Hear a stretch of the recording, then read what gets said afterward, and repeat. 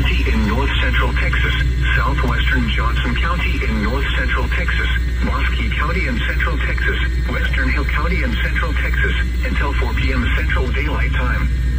At 3:12 p.m. Central Daylight Time, a severe thunderstorm was located over Iredell, or 22 miles northwest of Clifton, moving east at 45 miles per hour.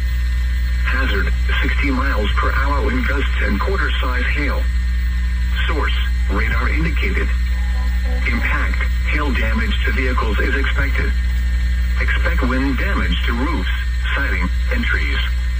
Locations impacted include Cleburne, Whitney, Meridian, Laguna Park, Bloom, Iredell, Covington, Cleburne State Park, Meridian State Park, Lake at Cleburne, Lake Whitney State Park, Lake Whitney, Parker, Rio Vista, Walnut Springs, Morgan, Retreat, Coyote Flats, Cedar Shores, and Lakewood Harbor.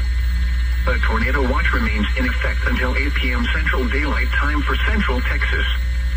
For your protection, get inside a sturdy structure and stay away from windows.